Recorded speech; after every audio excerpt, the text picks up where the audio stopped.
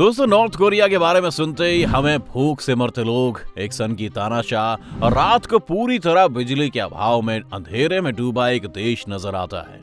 ये सभी बातें सच हैं, लेकिन नॉर्थ कोरिया का एक दूसरा पहलू भी है, जहाँ बड़ी बड़ी बिल्डिंग्स हैं, कैफेज हैं, बच्चे स्मार्टफोन इस्तेमाल कर रहे हैं और BMW और मर्सिडीज जैसी गाड़ियों में घूम रहे हैं। तो सवाल ये आता है कि जब नॉर्थ कोरिया पर सभी देशों ने सैंक्शन लगा रखे हैं, तो आखिर कैसे नॉर्थ एरिया के लोग और उनकी सरकार अपना खर्च चलाने के लिए पैसे कमाते हैं और किस तरह उनका इस्तेमाल करते हैं। आज हम नॉर्थ कोरिया के इसी फाइनेंशियल सिस्टम को समझने वाले हैं।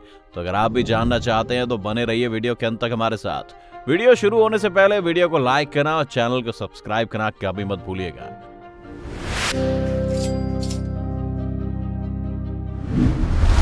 नॉर्थ कोरिया को समझने के लिए आपको यह समझना होगा कि नॉर्थ कोरिया एक कम्युनिस्ट देश है। कम्युनिस्ट देशों में प्राइवेट कंपनीज नहीं होती और सभी चीजें सरकार खुद ही कंट्रोल करती है। कम्युनिस्ट देशों में लोग प्राइवेट प्रॉपर्टी भी नहीं ले सकते और सरकार ही उन्हें जमीन, घर और काम मुहैया करवाती है। जब किम सेकेंड सुंग ने नॉर्थ कोरिया की स्थापना की थी, तब यहाँ सोवियत यूनियन का कंट्रोल था और सोवियत यूनियन भी एक कम्युनिस्ट देश था, जिस वजह से उन्होंने इसे भी कम्युनिस्ट राज्य डिक्लेयर कर दिया था। शुरुआती दिनों में किम सेकेंड संग लीडर जरूर थे, लेकिन उन्हें सोवियत यूनियन ही कंट्रोल कर रहा था। धीरे धीरे नॉर्थ कोरिया में राष्ट्रवाद की भावना जागने लगी और पूरी तरह सोवियत यूनियन पर डिपेंडेंट ना रहने के लिए उन्होंने चीन का सहारा भी लिया। चीन भी एक कम्युनिस्ट देश है, तो इस वजह से इनमें कुछ वैचारिक समानता थी। देश में सभी कुछ सही चल रहा था, लेकिन फिर 90 के दशक में सोवियत यूनियन टूट गया और इसी के साथ नॉर्थ कोरिया की एड का एक बड़ा हिस्सा चला गया और वहां अकाल पड़ गया। लोग भूख के कारण मरने लगे। कहते हैं इस बीच 2 लाख से ज्यादा लोग मारे गए थे। लेकिन ऐसा क्यों? दरअसल नॉर्थ कोरिया में हर एक किसान को अपनी पूरी फसल सरकार के हवाले करनी होती है, जिसके बाद एक पब्लिक डिस्ट्रीब्यूशन सिस्टम से सरकार ये अनाज फिर से लोगों में बांटती है और जितना अनाज कम होता था वो एड के रूप में आ जाया करता था। अब एड कम हो चुकी थी। 1994 में जहां एक इंसान को 450 ग्राम अनाज प्रतिदिन मिल रहा था, ये घटकर 128 ग्राम हो गया था। नॉर्थ कोरिया में आप कोई भी प्राइवेट बिजनेस या दुकान भी नहीं खोल सकते, जिस वजह से सभी को कोई ना कोई सरकारी नौकरी करनी होती है, फिर वो मिलिट्री में हो या फिर खेत में। ये सिस्टम मर्दों पर ज्यादा लागू होता। औरतें खुद हाउसवाइफ्स की तरह रजिस्टर होते हुए सरकारी काम से बच सकती हैं, जिस वजह से ये औरतें कभी कभी इल्लीगल तरीकों से नॉर्थ कोरिया में खाने पीने से लेकर इंपोर्टेड गुड्स जैसे रशियन सिगरेट्स या चाइनीज बियर की दुकानें लगा लेती हैं। सरकार भी इन पर कोई कार्रवाई नहीं करती, क्योंकि उन्हें पता है कि सरकार उनकी जरूरतें पूरी नहीं कर पा रही और जब तक लोग खुश हैं तब तक सरकार के खिलाफ कोई विद्रोह नहीं होगा। और यही वजह है कि नॉर्थ कोरिया में औसतन औरतें मर्दों से ज्यादा पैसे कमाती हैं। प्रशासन को धीरे धीरे समझ आने लगा है कि सिर्फ कम्युनिस्ट बने रहकर वो सरवाइव नहीं कर पाएंगे, इसलिए सरकार एक स्कीम लेकर आई थी, जिसमें अगर हर महीने कोई सरकार को एक फीस दे दे तो उसे सरकारी काम नहीं करना पड़ेगा और वो बाकी बिजनेस भी शुरू कर सकता है। पर परेशानी है नॉर्थ कोरिया की करेंसी। वहां की करेंसी बिल्कुल भी स्टेबल नहीं है और 2009 में सरकार ने ये लिमिट लगा दी थी कि कोई भी इंसान वहां 1 लाख वॉन या 8,500 भारतीय रुपयों से ज्यादा खर्च नहीं कर सकता, जिस वजह से वहां के लोगों ने अपनी जरूरत का बाकी सामान खरीदने के लिए चीन की करेंसी युआन का सहारा लेना शुरू कर दिया है।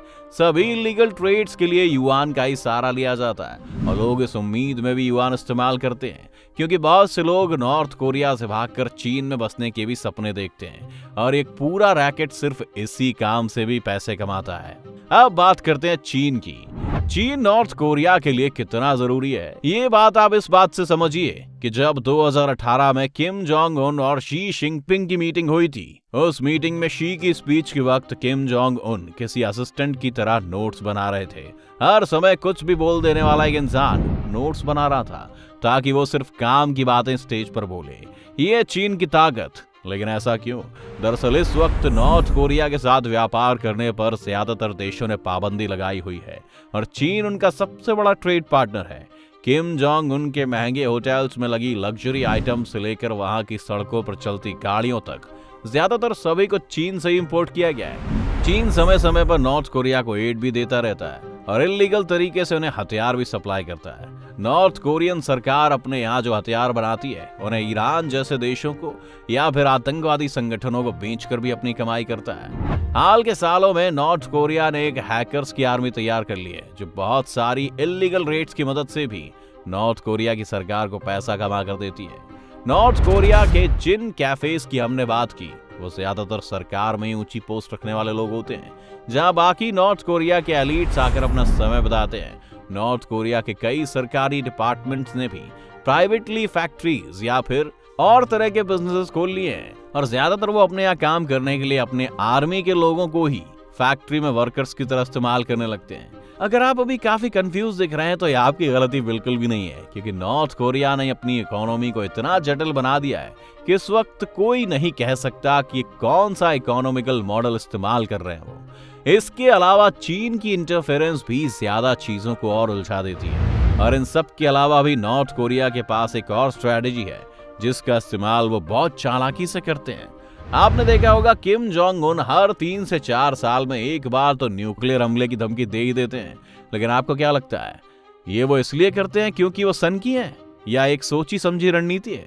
दरअसल जब भी नॉर्थ कोरिया की जनता भूखी मरने लगती है तब नॉर्थ कोरिया न्यूक्लियर हमले की बात करता है और ये कहकर करता है कि उनकी इकोनॉमी पर सैंक्शंस लगाकर अमेरिका उन्हें अपने हिसाब से जीने नहीं दे रहा है। ऐसे में अमेरिका को दबाव में आकर नॉर्थ कोरिया पर लगे सैंक्शंस को थोड़ा कम करना पड़ता है और इसी का फायदा उठाकर वो इस वक्त बहुत सी एड ले लेते हैं और अपने सभी कारोबारों को बढ़ाते हैं। पर कुछ ही वक्त में नॉर्थ कोरिया की हरकतों के कारण इन पर सैंक्शंस फिर लगा दिए जाते हैं। लेकिन इससे नॉर्थ कोरिया को इतना वक्त मिल जाता है कि वो अपनी जनता को पाल सके, भले ही आधे पेट रहकर। नॉर्थ कोरिया की स्ट्रैटेजिक रणनीति हर बार काम करती है, क्योंकि न्यूक्लियर हमले की जरा सी भी अगर आशंका भी है तो अमेरिका अपना नुकसान नहीं करवाना चाहेगा। इसी वजह से चाहे देश में कितनी भी गरीबी आ जाए, नॉर्थ कोरिया एक के बाद एक अपनी न्यूक्लियर कैपेसिटी बढ़ाता रहता है। जब तक नॉर्थ कोरिया के पास ये हथियार है वो सिर्फ तभी तक जिंदा है। न्यूक्लियर हथियार छोड़ते ही उनके पास प्रेशर बनाने के लिए कुछ भी नहीं होगा। वहीं दूसरी ओर अगर वो न्यूक्लियर हथियार नहीं छोड़ेंगे तो इन पर लगे सैंक्शंस भी कभी नहीं हटेंगे। तो दोनों ही तरफ से वो फंसे हुए हैं।